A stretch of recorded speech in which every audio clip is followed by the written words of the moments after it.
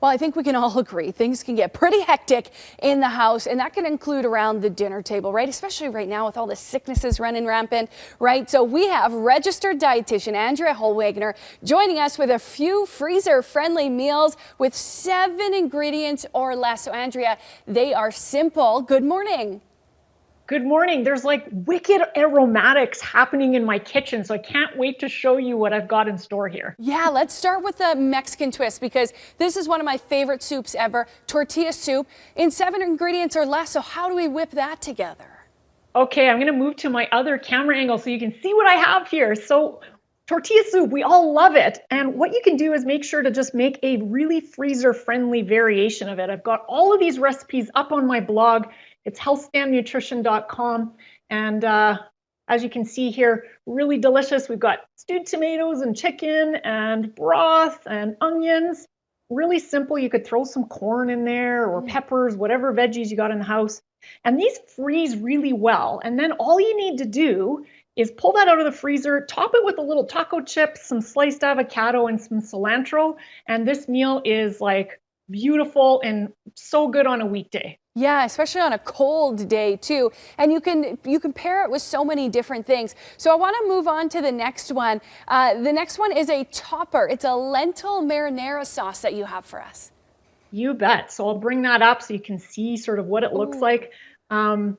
Again, trying to get our clients in our office really more into some plant-based, meatless Monday options. They're very affordable as our grocery costs are all rising, and so much good protein and iron and good nutrition. So again, of course, you could make a meat sauce or a ground turkey or ground pork, whatever kind of ground meat you like. But I'm going to encourage you to try my recipe for lentil marinara. All you need to do is pretty much cook the lentils in a pot, in a broth. I've got the recipe on the site there. It's healthstandnutrition.com. And you literally put some tomato sauce in there. It freezes fantastic.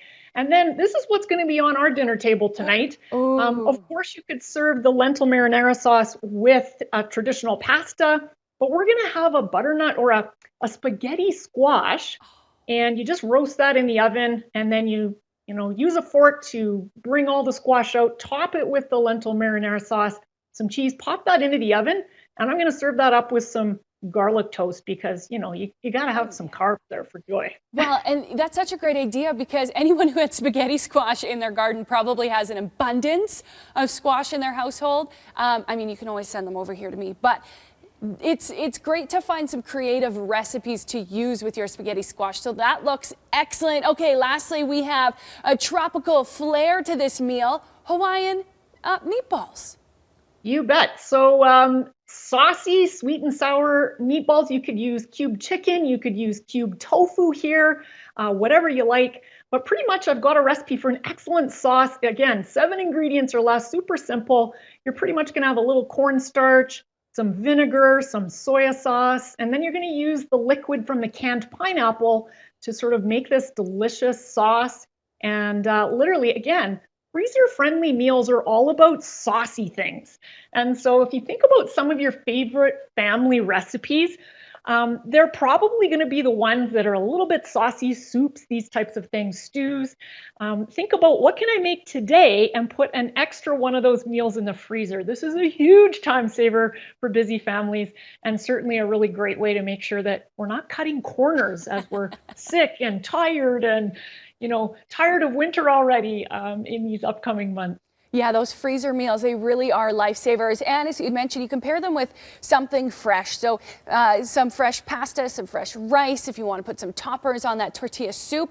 I'm so excited to download these recipes. Can you give us that website, your website one more time, Andrea? You bet. It's at the top of the blog. You'll find this article. It's healthstandnutrition.com.